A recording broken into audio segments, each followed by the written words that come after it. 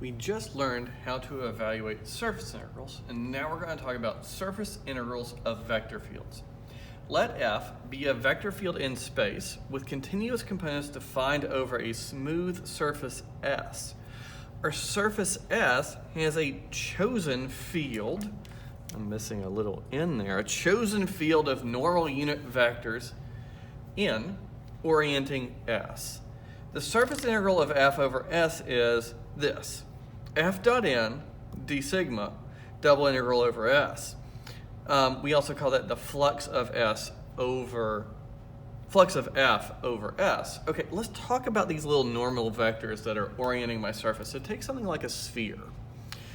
All right, and so I have something that's kind of, spherical. It's a little flat, but some surface in space.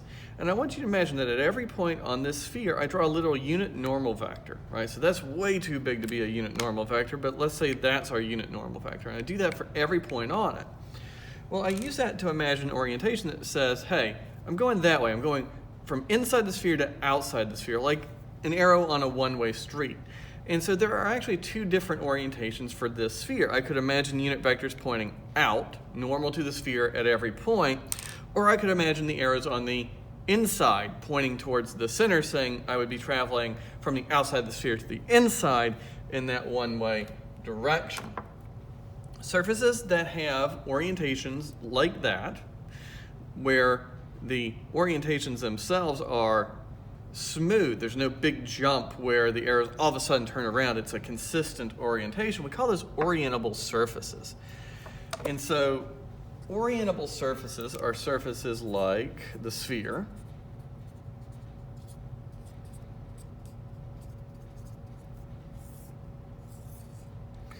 and even something just like a flat piece of paper. Because I could imagine taking a strip like this, and I could actually imagine unit normal vectors pointing up towards the camera from the blue side. The other side of the piece of paper is white, and so the arrows would be going the other direction. So now that I flipped it over, the arrows are going up towards the camera again. But now it's like I'm traveling through the piece of paper from the white side to the blue side. So I'm imagining arrows, unit normal vectors pointing up. Flip it over, well, now they're pointing down. So I guess I said that wrong a minute ago. After I flip it over, now the arrows are pointing down. Oh well. Okay, so something like that. The torus is an orientable surface. I could imagine little unit vectors pointing from the inside to the outside. So they oppose each other here, but as I go around the torus, they very slowly deform from one to the other. And then I could imagine all the arrows pointing to the inside. So for this definition to work, I need one of these nice surfaces that are orientable. So there are things that wouldn't work. And the easiest one to imagine starts with this band, and we imagine arrows pointing up at the camera through the blue side and down away from the camera on the white side. And if I put together what's known as a Mobius band, now what I would have is right at this point, an arrow pointing straight up, and at this point, just a little bit over, an arrow pointing straight down. So as I travel around, it's not a consistent orientation, right? Some of the arrows here are pointing straight up, and then there's a giant non-continuous twist and the arrows are pointing down. So that Mobius band is non-orientable.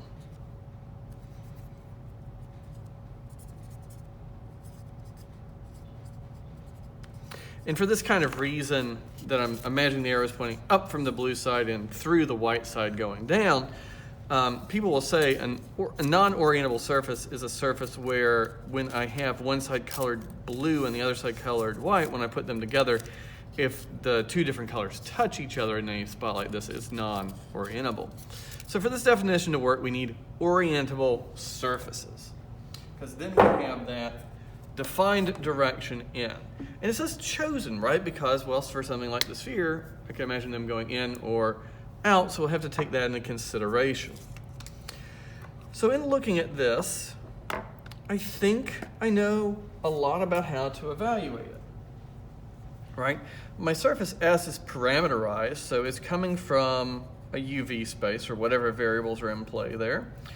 And I could imagine a parameterization mapping some region UV space to that. So I'd hope to be able to convert this from an integral over the surface S to a region, a double integral over some region in that UV plane. And then I know what d sigma is.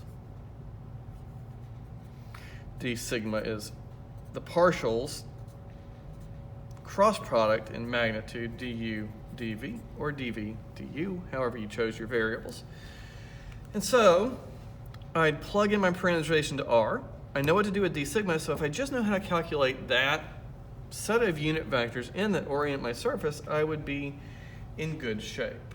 So if I think about my surface S, from every point on here, right, maybe this point gets mapped to that point, the partial with respect to U and the partial with respect to V indicate different directions, right? Because this is a smooth surface, I know RU cross RV is never 0. And so now if I imagine taking their cross product, I get a vector that's perpendicular to my surface.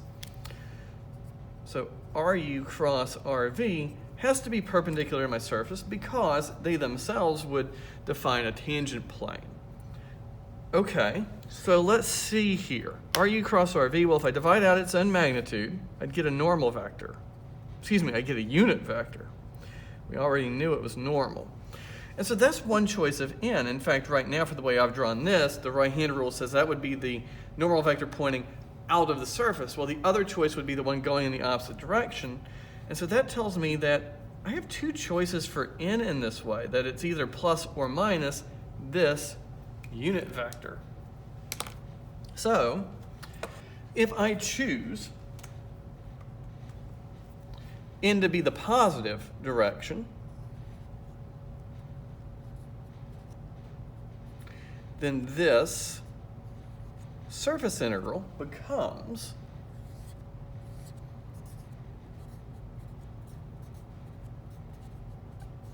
this one. So now if I imagine I have f dot this, but times this, well, the magnitudes would cancel off, and I would just get f dot RU cross RV du dv. And there's my calculation formula. So let's work an example. And again, we can imagine what all's going on here, right? N goes in here, and d sigma becomes this. So the magnitudes cancel off. I'm just left with RU cross RV, and that simplifies the calculation nicely. So now, let's see if we can work an example. So, our example is about a vector field F.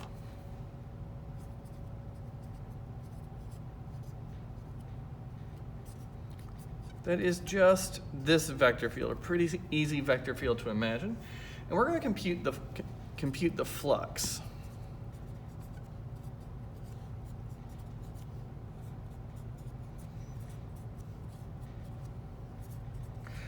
Of that field over a sphere of radius A, centered at the origin.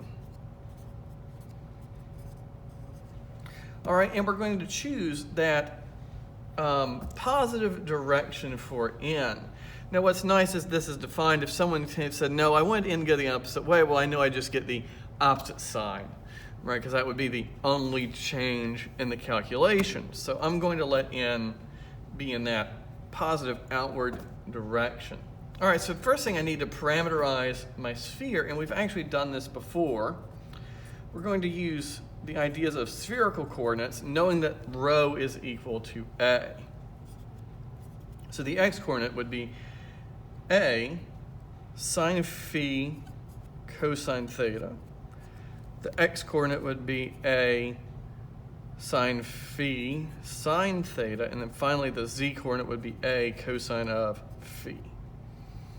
All right, well, looking at what we need to do to compute it, well, I need to plug this vector field into F. Well, F of R is going to be really easy. It's actually going to be this exact same vector. I'm going to write it down separately, though, since this is the first time we're doing it.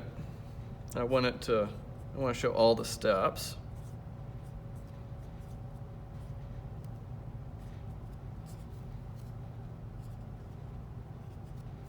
Because sometimes, a lot of the time, there'd actually be a computation to make in these spots, but pretty easy vector field to write down. I wish I had left myself a little more space, but there's F of R of phi theta. And now I need to find two partials. The partial with respect to phi, and then the partial with respect to theta. Then we're going to have to take a cross product, and then we're going to do a dot product of the cross product of these two with the vector field I just wrote down there. All right, so the partial with respect to phi would be A cosine phi sine theta, cosine theta.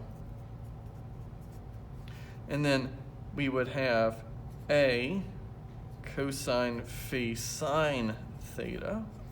And then finally, minus A sine phi. Taking partial with respect to theta, well, I'll have minus A sine phi sine theta. Partial with respect to theta, I'd have A sine phi cosine theta. And then finally, well, this last coordinate is just going to be 0 because there's no theta in that calculation at all. All right, well, now I need to take a cross product of these two vectors. Go on and pause the video here, and you do the cross product.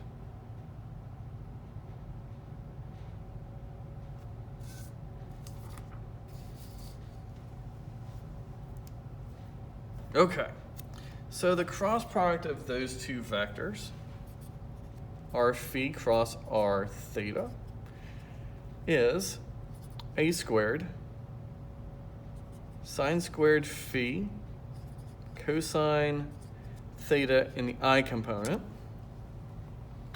a squared sine squared phi sine theta in the j component, and then finally the k component would be a squared sine phi cosine phi. All right, and from our previous work, we know what f of r of phi theta is. And I'm going to write that down here to make it a little easier to take the dot product I need.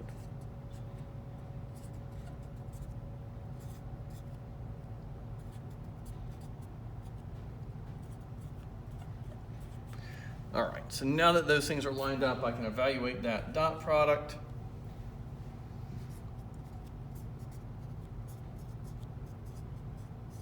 Dot this cross product. All right, well, again, a cubed. And I get a sine cubed phi cosine squared theta plus a cubed sine cubed phi sine squared theta, and then plus I get a cubed sine phi cosine squared phi. Well, looking at these two, I could factor out the a cubed sine cubed, and I have cosine squared plus sine squared left, so that would just give me an a cubed sine cubed phi plus a cubed sine phi cosine squared phi. And this simplifies really nicely and in this kind of neat way. If I take this sine cubed that's right here and I reimagine it as a sine phi sine squared phi, well, then that adds together, using a Pythagorean identity and some factoring, to a cubed sine phi. And that's going to be my integrand. All right, so finally we can evaluate this surface integral of a vector field. All right, so now we're in a phi theta space. Our integrand became a cubed sine phi d phi d theta. And now I realize that when I parameterized my sphere, I didn't write down bounds for phi and theta, but we can do that right now. I want the whole sphere, so phi has to range between 0 and pi, and theta has to range between 0 and 2 pi. Well, Fubini's theorem would let me swap the order of integration. So I could do the integral with respect to theta first, and I see that I would just get 2 pi. So we can go on and get that out of the way. The a cubed is a constant, so I'm going to pull it out front.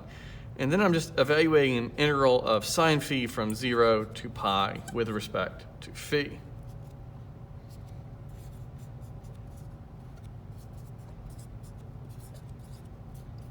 Well, plugging in that pi, I would get 2 pi a cubed. Plugging in a 0, I get minus a minus 2 pi a cubed, and we get 4 pi a cubed. That's the flux of F over the surface S.